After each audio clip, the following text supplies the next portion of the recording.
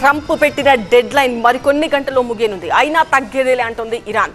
మరిన్ని దాడులతో విరుచుకుపడుతోంది. దీంతో సహనం కోల్పోయిన ట్రంప్ బూతులతో విరుచుకుపడ్డాడు. ఇరాన్ విద్యుత్ ప్లాంట్లు, బ్రిడ్జ్లను టార్గెట్ చేస్తామని హెచ్చరించారు. మరి రానున్న 24 గంటల్లో ఏం జరగనుంది? ఇరాన్ ఏది కోరుకుంటోందో 48 గంటల్లో తేల్చుకోవాలని డెడ్ లైన్ విధించారు ట్రంప్. 48 గంటల్లోగా హర్మూజ్ను తెరవడమో, ఒప్పందానికి రావడమో జరగకపోతే విధ్వంసకర పరిణామాలు ఎదుర్కొనేందుకు సిద్ధపడాలని ఇరాన్ను హెచ్చరించారు. తాను ఇప్పటికే ఇచ్చిన 10 రోజుల గడువు ముగుస్తోందన్న ట్రంప్, మీరు ప్రళయాన్ని, నరకాన్ని చూడటానికి మిగిలింది 2 రోజులే అని సోషల్ మీడియాలో తేల్చి చెప్పారు.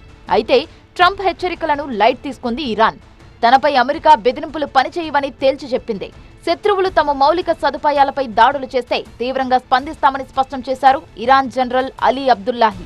తన డెడ్ లైన్ కు స్పందించకపోతే ఇరాన్లోని అణు కేంద్రాలు, మిలిటరీ బేస్లపై దాడులను అమెరికా మరింత ఉధృతం చేసే అవకాశం ఉంది. అలాగే హర్మూజ్ ప్రాంతంలో నౌకాదళాన్ని బలోపేతం చేయవచ్చు.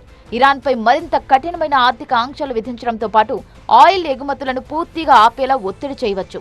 లేకుంటే ఇరాన్ నేతలను తనను వేడుకున్నారని చెప్పి మరోసారి డెడ్ లైన్ పొడిగించే అవకాశం కూడా ఉంది.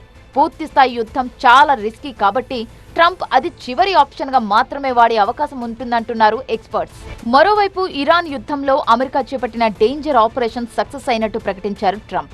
అమెరికాకు చెందిన F-15E స్ట్రైక్ ఈగిల్ విమానాన్ని శుక్రవారం పేల్చేసింది ఇరాన్. విమానం దాడికి గురైన వెంటనే అందులో నుండి దూకేశారు 2 క్రూ సిబ్బంది. ఆ 2లో ఒకరిని వెంటనే కాపాడింది అగ్రరాజ్యం. మరో పైలట్ ను 2 రోజుల పాటు భారీ ఆపరేషన్ చేపట్టి కాపాడింది అమెరికా. అమెరికా చరిత్రలోనే ఇది సాహసోపేత రెస్క్యూ ఆపరేషన్ అన్నారు ట్రంప్.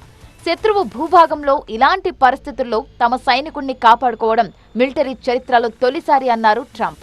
ఇరాన్ పర్వత ప్రాంతాల్లో శత్రువులు వెంబడిస్తోన్నా ధైర్యం ప్రదర్శించాడంటూ ట్రంప్ ప్రశంసించారు.